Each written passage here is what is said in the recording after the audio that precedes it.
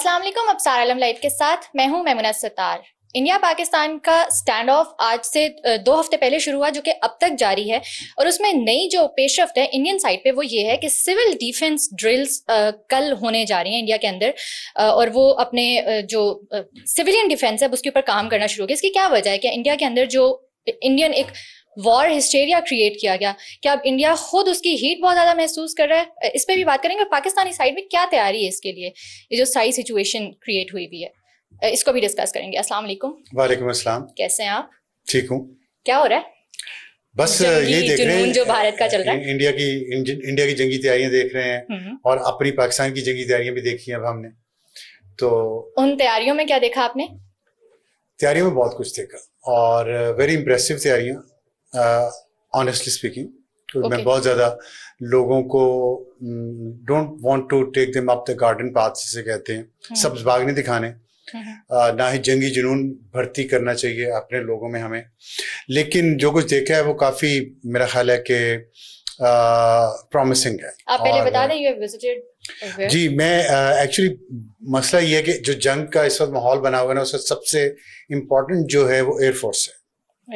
और क्योंकि दोनों ममालिक की फौजें जो हैं अभी उस पोजीशन में नहीं है आई कि जिससे हमें लगे कि जो सरहद है, जमीन पे जो सरहद है वो क्रॉस करके एक दूसरे के इलाकों में जाना शुरू कर दें। वैसे छोटी मोटी फायरिंग हो रही है, कोई रेकनेसा हो रहा है, कोई ये जो जासूसी के जहाज हैं, ड्रोन वगैरह, वो एक दूसरे के इलाकों में देख रहे हैं, लेकिन इससे ज्यादा भी कुछ नहीं है जमीन पे। विक्रांत उन्होंने निकाला था, जो उनका बहरी जहाज है, एयरक्राफ्ट कैरियर, और वो फिर पाकिस्तान ने जब उसके जवाब के लिए अपने हथियार शो किए तो वो वापस ले गए, वो अभी तक वापस ही है।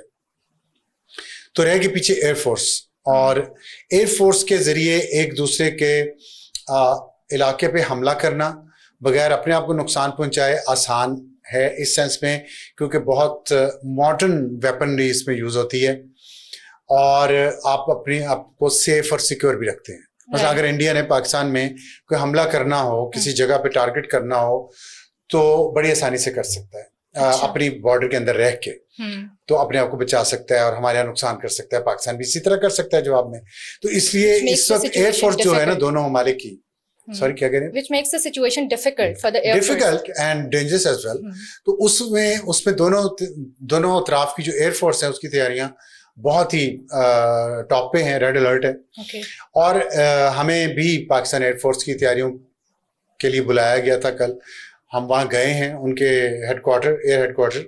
आपने कहा तैयारियों के लिए बुलाया गया था? तैयारियां दिखाने के लिए? अच्छा, तैयारियां दिखाने के लिए एक्चुअली। तो तैयारियां दिखाने के लिए हमें बुलाया गया कुछ लोगों को, और हम गए अपने माइंडसेट के साथ जो है हमारा। लेकिन वहाँ उनकी तैयारियां और उनका मोरल देख के मैं वो शेयर करना चाहता हूँ एज इट इज। कोई अपनी तरफ से मैं उसमें ऐड नहीं करना चाहता, ना कुछ डिलीट कुछ करूंगा, क्योंकि कुछ इन्फॉर्मेशन ऐसी है जो हमें कहा गया है कि आप अभी शेयर ना करें, और वो हम नहीं करेंगे। लेकिन उसके अलावा जो है वो कौम का जानना भी फर्ज है, और दुश्मन के लिए भी ये जानना जरूरी है कि क्या तैयारियां की हुई हैं पाकिस्तान एयरफोर्स ने। अब इशू ये है उसमें कि एक मैं आपको शुरू में बात बता दूं कि ये बहुत बड़ी खबर भी है कि पाकिस्तान को अमेरिका ने ये इशारों के नाम में कहा था कि आप इंडिया को छोटा मोटा एक हमला कर लेने दें, और उसके जवाब में आप भी कुछ छोटा मोटा कुछ जो करना हुआ कर लीजिएगा। तो ताकि इंडिया की जो मोदी जो उनकी बीजेपी है, और मोदी उसके ज़ाहिर है वज़ीर आज़म है, और वहाँ का जो मीडिया है वो जिस तरह उन्होंने जंगी जुनून पैदा कर लिया अपने अवाम में, जिसका आपने अभी जिक्र किया है कि वो अब उसको डाइवर्ट करने की कोशिश कर रहे हैं, उसकी वजह से वहाँ की हुकूमत फंसी हुई है कि अब क्या करे। तो अमेरिका ने ये कोशिश की, राइट, और उसका जवाब पाकिस्तान ने बहुत वाज़े, बहुत पोलाइट बट फर्म दिया है। और पाकिस्तान ने कहा है कि ये 2019 नहीं है। और जो मैंने कल विजिट में मैंने महसूस, देखिए हम कुछ लोग थे, हर एक ने अपने अपने फीलिंग्स ज़ाहिर की, जो मैंने महसूस किया मैं आपसे वो शेयर करूंगा।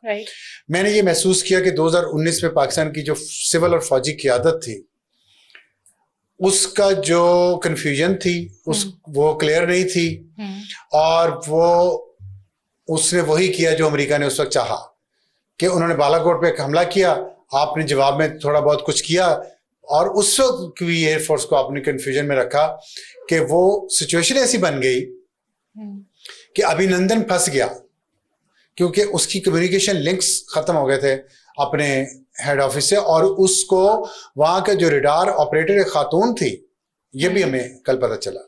वो कह रही थी, और बड़ा दिलचस्प अल्फाज थे उसके, नंदू भागो नंदू भागो, उसने ये कहा। और हमारे यहाँ पे जो सिस्टम है रडार का, वो उस इंडियन रडार ऑपरेटर की अल्फाज सुन रहा था, नंदू भागो नंदू भागो। लेकिन जो हमारे नंदू भागो जी, टी इज फैंटास्टिक के बाद एक नया उस एपिसोड नंदू भाग, नंदू भागो नहीं बल्कि नंदू भाग नंदू भाग नंदू भाग नंदू भाग, लेकिन नंदू नहीं भाग सका। इस पे भी फिल्म बन सकती है ये, हाँ बन तो सकती है। इस पे जो अब एयर कमोडोर नौमान है, जो उस F-16 उड़ा रहे थे, जिन्होंने अभिनंदन का त्यारा गिराया, उनसे भी कल हमारी मुलाकात हुई है। अच्छा। और वो बहुत एक अहम ऑपरेशन की क़यादत कर रहे हैं इस वक्त। और वो हर वक्त उस यूनिफॉर्म में होते हैं जो पायलट, लड़ाका पायलट की यूनिफॉर्म है। तो ये इंडियंस के लिए मैसेज है कि तैयार हैं वो। तो नौमान भी वहां थे, एक कमोडोर हैं अब वो, तो उन्होंने नुमान ने ये अल्फाज सुन लिया कि नंदू भाग नंदू भाग। उन्होंने उसको पकड़ लिया और गिरा लिया, और वो पाकिस्तान के अंदर था उस वक्त। नंदू तो नंदू भाग नहीं सका।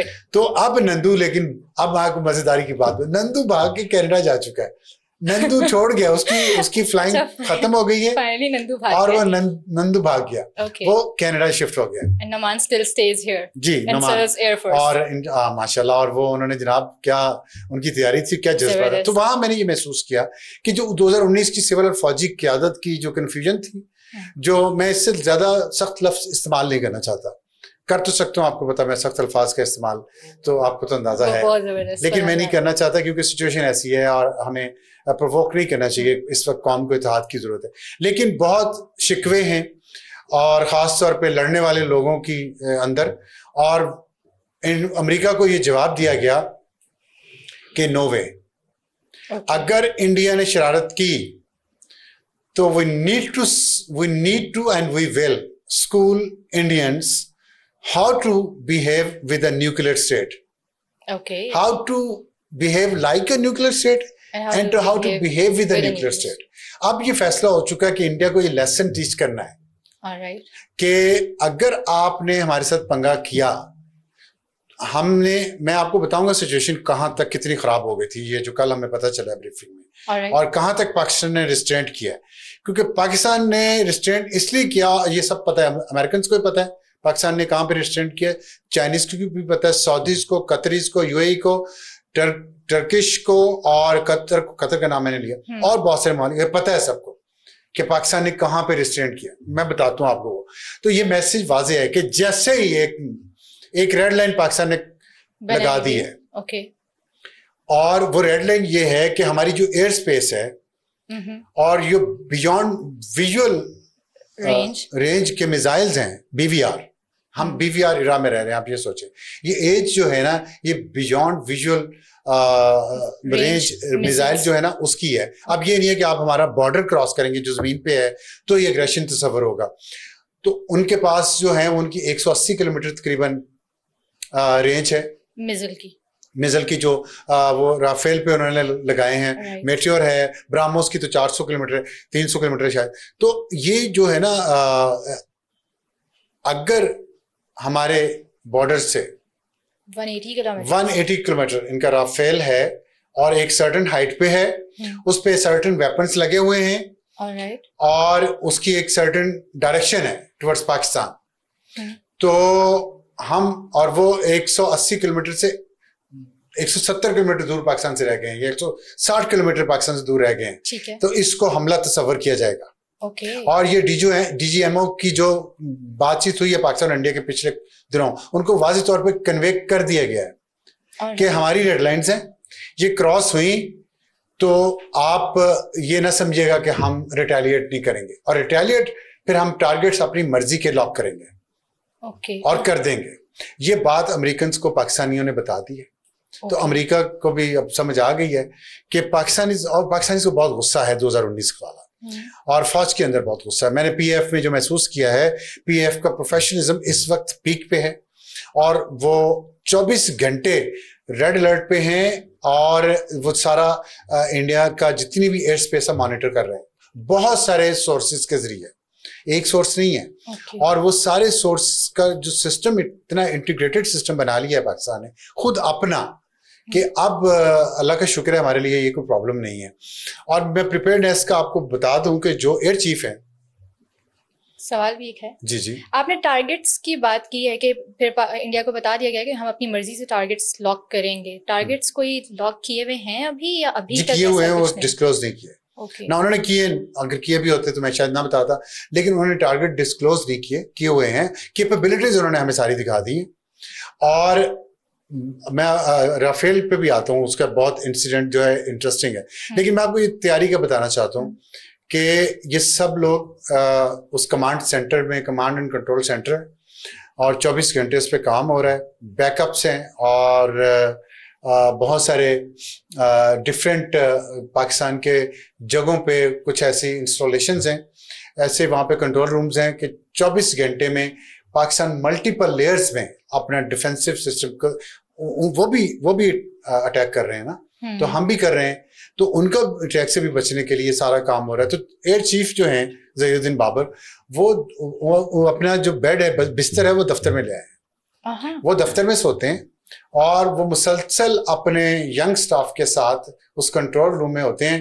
जब अपने दफ्तर में चले जाते हैं, ये सोने के लिए जाते हैं, तो भी दफ्तर में होते हैं, और 24 आवर में ये सब चल रहा है पिछले 15 दिन से। और इसमें जो मोरल की मैंने आपको बात की है, बहुत हाई मोरल है इस वक्त। और उसमें मुझे उन्होंने ये कहा कि आप मीडिया के जरिए कौम का शुक्रिया अदा करें कि कौम ने जिस तरह हमारा साथ दिया है, जिस तरह उन्होंने कॉन्फिडेंस शो किया, ट्रस्ट शो किया, इससे वो उनका मोरल बहुत हाई हुआ। वरना आपको पता है कुछ दिन पहले तक हमारे अंदर सियासी इख्तलाफात की बुनियाद पर बहुत ज्यादा तनकीद होती है फौज पे, और हमारा भी बहुत सारे लोगों का ख्याल है कि फौज की सियासत में मुदाखलत नहीं होनी चाहिए। इस वक्त जब बैरूनी दुश्मन इंडिया ने जो किया है उसके साथ स्कोर सेटल करने का लोग चाहते हैं कि ये मौका अब नहीं जाना चाहिए, और उसकी वजूहत हैं। एक तो पैरिटी की बात है कि पैरिटी इंडिया के साथ हम क्रिएट करना चाहते हैं, जो होनी भी चाहिए, और दूसरी बात यह है कि न्यूक्लियर स्टेट है हम, और इंडिया को ये लेसन देना जरूरी है कि how to talk to a nuclear state.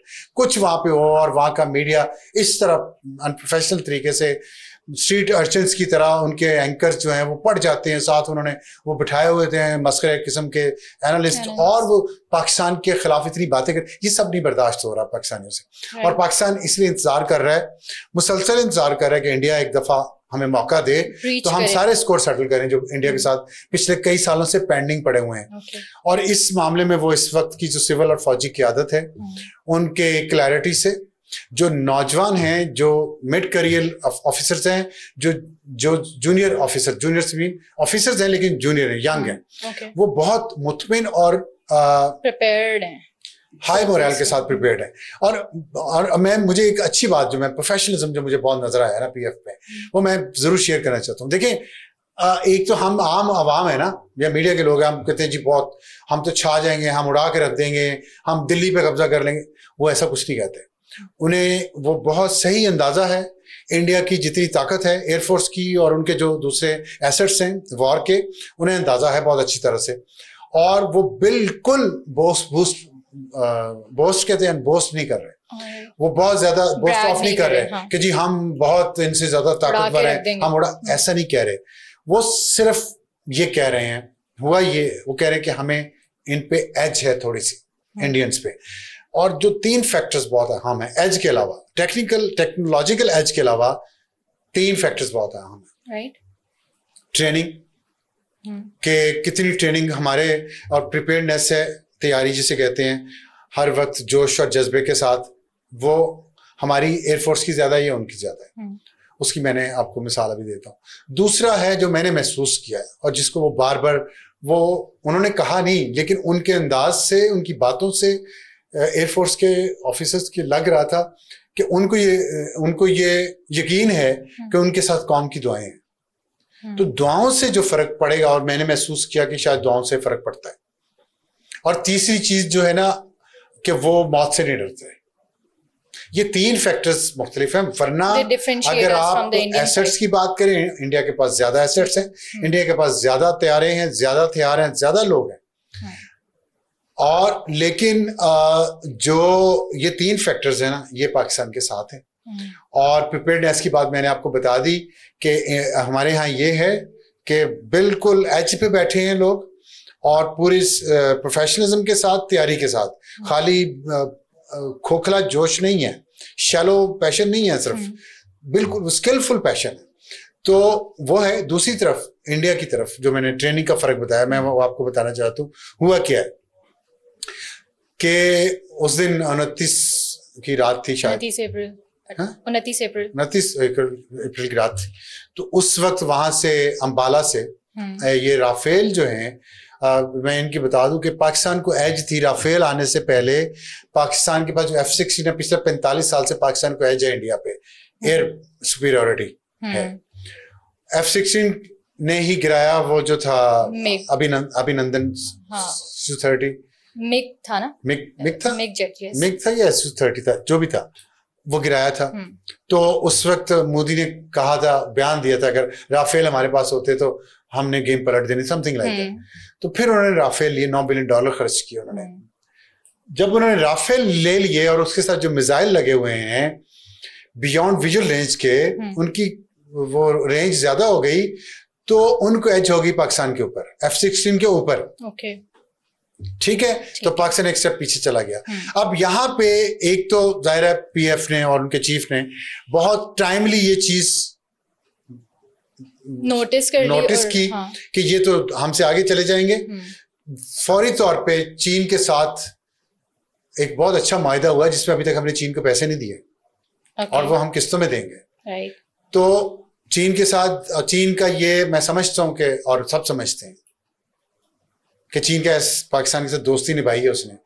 J-10C किसी दुनिया के और मुल्क को नहीं दिए उसने पाकिस्तान को दिए। पाकिस्तान ने J-10C लिया, और साथ PL-15 जो मिसाइल हैं, 230 किलोमीटर उसकी रेंज है, वो दिए। वो ना सिर्फ पाकिस्तान ने J-10C पे फिट किए हैं, बल्कि F-17 पे भी फिट कर लिए। तो अब पाकिस्तान को दोबारा एज मिल गई है राफेल के ऊपर।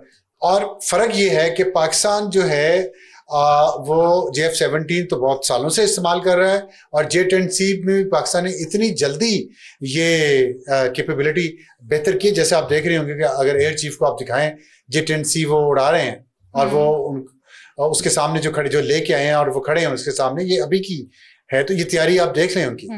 तो वहां इंडियन एयर चीफ पता नहीं राफेल उड़ा सकता है या नहीं उड़ा सकता, आई डोंट नो। तो लेटेस्ट जो हमारे पास है एयर चीफ वो उड़ा रहा है। इंडिया के एयर चीफ राफेल उड़ा रहा है नहीं उड़ा रहा, आई डोंट नो। तो राफेल के ऊपर जब ये एज आई है, इंडिया को फिर बैकफुट पे भेजा नहीं, अभी इंडिया को ये भेजा, बताता हूँ ना कैसे हुआ। तो उनको अभी राफेल पे वो एक्सपर्टीज नहीं हुई, क्योंकि उनका सारा जो वेपनरी है वो रशिया ओरिएंटेड था।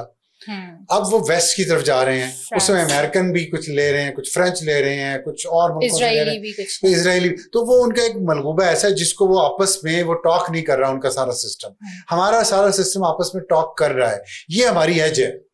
राइट। और ये सब लोकली प्रोड्यूस्ड है। हमारे जो उन्होंने कहा है सिविलियन बच्चे उन्होंने हायर किए हुए हैं जो इतना अच्छा काम कर रहे हैं साइबर पे। तो जब ये उड़े अंबाला से, तो पाकिस्तान के रडार इनको देख रहे थे, राफेल को, जो 29 अप्रैल को। अंबाला यहाँ से कोई एरियल डिस्टेंस होगा उसका 300-400 किलोमीटर होगा।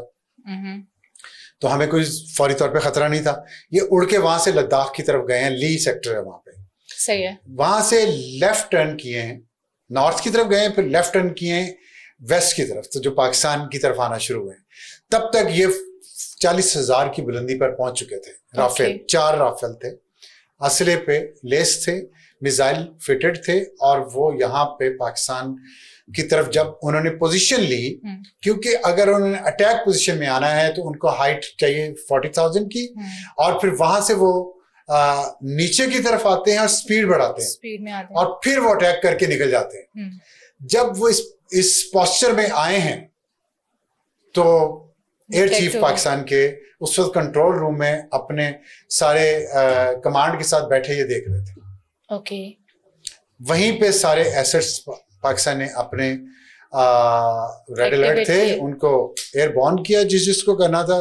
J-10C एयरबॉर्न हुए, F-17 हुए, F-16 हुए। ओके। और साथ ही हमने इलेक्ट्रॉनिक वॉरफेयर और साइबर वॉरफेयर में भी उसको भी एक्टिव अपना काम शुरू कर दिया। ओके। तो ये क्या हुआ, उनका अटैक आ रहा है, आपको पता चल गया, विद इन मिनट्स उनका अटैक, उन्होंने पहुंच जाना था, डिटेक्शन हो गई रडार पे, विद इन मिनट्स उन्होंने पहुंचना था। और पाकिस्तान के अंदर भी एंटर हुए बगैर उन्होंने मिसाइल फायर करने थे वहां से बियॉन्ड विजुअल रेंज, यहाँ पाकिस्तानी टारगेट्स पे, और वापस किसी और एयरपोर्ट पे जाके उतर जाना था। सही। पाकिस्तान ने इलेक्ट्रॉनिक वॉरफेयर के जरिए उनकी जो कम्युनिकेशन लिंक थी, उनके रडार थे राफेल के, वो जैम कर दिए। और ये टेक्नोलॉजी ये किससे की, ये नहीं उन्होंने हमें बताया, वो नहीं बता रहे, क्योंकि अभी ये जंग जारी है, जंग का खतरा भी जारी है। जब वो जैम किए तो जो राफेल चारों के पायलट से वो आपस में कम्युनिकेट करना बंद हो गई, उनकी कम्युनिकेशन, और ग्राउंड के साथ उनकी जो कम्युनिकेशन थी वो बंद हो गई। फिर वो रेडियो अपने सिग्नल्स बदल बदल के किसी और फ्रीक्वेंसी पे बात करने की कोशिश करते रहे। वो सब पता चल रहा था यहाँ पे। और अब आप सोचिए कितनी बड़ी कैपेबिलिटी है। शुक्र है। और इंडियन डायरेक्टर्स को मौका भी है, अगर सुन रहे हैं तो स्क्रिप्ट एक ले लें यहाँ से, ये पहली लाइन ऑफ डिफेंस थी। फिर दूसरी साइबर वाली थी, वो अपना काम कर रहे थे कुछ, तो अच्छा, उसमें भी हम नहीं जाते, लेकिन साइबर वॉर पे हम अलग से एक प्रोग्राम करेंगे। साइबर वॉर बहुत इंपॉर्टेंट है और वो इस वक्त चल रही है, दोनों मुल्कों में अटैक्स हो रहे हैं, दोनों मुल्क एक दूसरे पे अटैक कर रहे हैं। आपसे पहले भी मैंने ये टर्म सुनी है, साइबर वॉर, और ये बहुत इंपॉर्टेंट टर्म है। इसमें ये काइनेटिक से पहले साइबर वॉर से बहुत कुछ हो सकता है। Okay. और तो इसलिए ये चल रही है और बहुत बड़ी इंपॉर्टेंट होगी। तो इसमें ये जो फिर जब वो राफेल इसके बाद घबरा गए वहां के पायलट, वही सिचुएशन होगी, भाग नंदू भाग, ये बिल्कुल वही सिचुएशन हो गई थी। 4 थे राफेल इस वक्त। उस वक्त वो श्रीनगर उनको करीब था सबसे, तो वो श्रीनगर लैंड करने की उन्होंने कोशिश की, एक दफा कोशिश की, वो इतने घबरा गए कि फेल हो गए, क्योंकि उनको देवर ब्लाइंड एंड डेफ, पैनिक कर गए। दूसरी दफा कोशिश की, नाकाम हुई। तीसरी दफा कोशिश की तो वो श्रीनगर लैंड कर सके। और श्रीनगर वही उसी रेड लाइन के अंदर है पाकिस्तान की, जहां पे पाकिस्तान है, अगर वो चाहते तो उन्हें शूट कर सकते, क्योंकि हमारे J-10C, F-16, F-17 उस वक्त उनको लॉक किया हुआ था, चारों को गिराया जा सकता था। लेकिन पाकिस्तान ने रिस्ट्रेंट शो किया। चीफ ने कहा वो हमारे नहीं एंटर हुए, नहीं उन्होंने अटैक किया तो हम रिस्ट्रेंट शो करेंगे। लेकिन ये इंडिया को भी मैसेज था, ये सारी दुनिया को पता चल गया, जो दुनिया की वॉर मशीनरी है उन सबको पता चल गया ये क्या हुआ है। अवाम को पहली दफा पता चल रहा है जो मैं बता रहा हूं। और उसके बाद से आप देख लें, ठंड पड़ी हुई है। इंडियन एयर चीफ की 2 मीटिंग्स मोदी के साथ हो चुकी हैं, और उसके बाद ही इंडियन प्राइम मिनिस्टर ने सर्विसेज चीफ्स को ये इख्तियार दिया कि आपने जो करना है कर लें। आप तो इसका मतलब है कि वो थ्रेशोल्ड थोड़ा सा नीचे आया है, खतरा भी खत्म नहीं हुआ, ये मैं आपको बता दूं। वो सिर्फ ये कोशिश इंडिया ये चाह रहा है कि जैसे ही पाकिस्तान की एयरफोर्स और फौज और नेवी कंप्लेसेंसी में जाए, थोड़ा सा रिलैक्स हो, तो हम कुछ ना कुछ शरारत करें। लेकिन हमारा कोई मूड नहीं है रिलैक्स होने का। मैंने आपको बताया ना, एज पे बैठे हैं हम सब कि स्कोर सेटल करने हैं पुराने, और इंडिया को ये लेसन टीच करना है कि how to talk to a nuclear state. ये रोजाना का मजाक, जरा सी कोई बात हो तो वहां का मीडिया पागलों की तरह पड़ जाता है, और ना उनको जुबान पे कंट्रोल, ना उनको अपने अल्फाज पे कंट्रोल, ना उनको अपने ख्यालात पे कंट्रोल। वैसे ही वहां की पॉलिटिकल लीडरशिप एक इमेच्योर सी है, वैसे अपनी आवाम को उन्होंने कर लिया है, उसी तरह का वो एक हिंदुत्व का नजरिया। तो ये जो है ना सिचुएशन, ये बहुत जरूरी है। और कुछ चीजें हमें ऐसे हथियार की मैन्युफैक्चरिंग भी दिखाई गई है कि एक साइबर वॉरफेयर है, उसके बाद फिर एक पूरा एक जो ड्रोन के जरिए वॉरफेयर है वो एक अलग है। ड्रोन्स वो भी हैं, कुछ ऐसे ड्रोन्स भी हैं जिसे कामिकाजी ड्रोन्स कहा जाता है। वो सैकड़ों की तादाद में पाकिस्तान ने बना लिए हैं, और वो जाएंगे टारगेट पे, मॉनिटर यहाँ से कंट्रोल हो रहे होंगे एक लैपटॉप पे, और वो वहां अपने टारगेट को निशाना करेंगे। उनकी 150 किलोमीटर रेंज है, तो उसमें वो टैक्टिकल न्यूक्लियर वेपन्स भी लग सकते हैं। लेकिन कन्वेंशनल में पाकिस्तान ने इतनी तैयारी की है कि उसको ऐसा टिका के जवाब दिया जाएगा इंडिया को। कन्वेंशनल में कि शायद टैक्टिकल वेपन्स की जरूरत ही न पड़े। तो ये अगर आपके पास कोई सवाल है तो मैं पानी का मसला है उस पर भी अगर छोटा सा एक कमेंट कर दें कि इंडिया ने अब जाहिर है कि वाटर फ्लो भी डिस्टर्ब करना शुरू कर दिया हुआ है, क्या इसको भी, चूंकि हम कह चुके हैं ये भी एक एक्ट ऑफ वॉर है और नए स्ट्रक्चर्स बनाए जाने तक पाकिस्तान की तरफ से कोई एक्शन नहीं लिया जाएगा, या नए स्ट्रक्चर्स बनाए बगैर भी अगर ये डिस्ट्रप्शन यूं ही रहती है तो पाकिस्तान उसके ऊपर कोई कार्रवाई कर सकता है? पाकिस्तान बिल्कुल करेगा कार्रवाई। पाकिस्तान के बहुत से ऑप्शंस हैं और पाकिस्तान ने अभी अल फतह का कल टेस्ट किया है जिसकी रेंज कितनी है 180 अल फतह की 180 और 120 और फिर कुछ दिन पहले अब्दाली का टेस्ट किया है। फिर मैंने आपको एयरफोर्स के मिसाइल्स का बता दिया है। साइबर वॉरफेयर में पाकिस्तान बहुत काम कर रहा है। ये सारी चीजें देखें, इंडिया का ये कहते हैं जब डैम तोड़ देगा पाकिस्तान तो फ्लड आ जाएगा चिनाब में और जेलम में। डैम जरूरी नहीं है, डैम बनाने देंगे तो तोड़ेंगे ना, डैम बनाने का मौका नहीं मिलेगा। और वहां पे जो भी उनका कमांड सेंटर होगा या पावर हाउसेस होंगे वो सारे उड़ा दिए जाएंगे। ये डैम तो नहीं जाके अगर डैम बनाया उसको तोड़ देंगे तो फ्लड आ जाएगा। इतनी अकल तो मेरे हाल पाकिस्तानी में है। अच्छा, हाँ, इसकी फिक्र ना करें। लेकिन पानी पे वो छोटी मोटी कोई शरारत करते रहेंगे। ये इंडस वाटर ट्रीटी से निकल जाए इस तरह ये मुमकिन नहीं है। इसीलिए तो इंडिया के साथ यूनाइटेड नेशन सिक्योरिटी काउंसिल में जो हुआ है ना, उसके पास डिप्लोमेटिक सपोर्ट रही है। पॉलिटिकली और मिलिटरीली वो मजाक बन गए पूरी दुनिया में। डिप्लोमेटिकली भी उन्होंने कोई अभी तक कोई सबूत नहीं दे सके पाकिस्तान की इन्वॉल्वमेंट का। फिर यह कि पाकिस्तान ने जो ऑफर किया कि आप न्यूट्रल किसी थर्ड फोर्स से आप इसकी इन्वेस्टिगेशन करवा लें, उस पर उनका जवाब नहीं है। उनके चीन देख लें, अमेरिका चीन ने कह दिया है पाकिस्तान की सॉवरेनिटी की रिस्पेक्ट बहुत जरूरी है। खुल के चीन आए। और चीन की मैं आपको बताऊं, चीन की इज्जत पाकिस्तान में पहले भी बहुत थी, अब फिर बढ़ गई। और इसमें फिर जो मौजूदा सिविल एंड मिलिट्री क्यादत है ना, उसको बहुत क्रेडिट दिया जा रहा है फोर्सेस के अंदर से।